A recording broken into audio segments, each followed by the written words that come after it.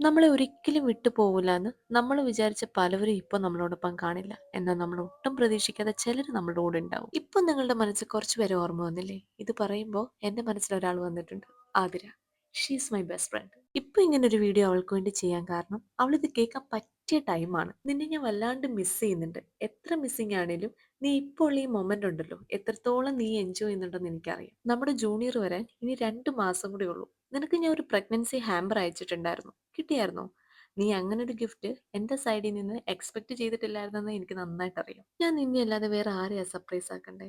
എന്റെ സങ്കടങ്ങളിലും സന്തോഷത്തിലും ഒക്കെ നീ കൂടെ ഉണ്ടായിരുന്നു. ഇപ്പൊ നിന്റെ ജീവിതത്തിൽ വലിയൊരു സന്തോഷം വന്നപ്പോ ഞാൻ കൂടെയുണ്ട്. നമ്മുടെ ജൂനിയർ ആൺകുട്ടിയാണേലും പെൺകുട്ടിയാണേലും എനിക്ക് ഉറപ്പുണ്ട് നീ ഒരു പെർഫെക്റ്റ് മോം ആയിരിക്കും. കുഞ്ഞുവാവയായിട്ട് പെട്ടെന്ന് തിരിച്ചു വാട്ടോ ദുബായിലേക്ക്.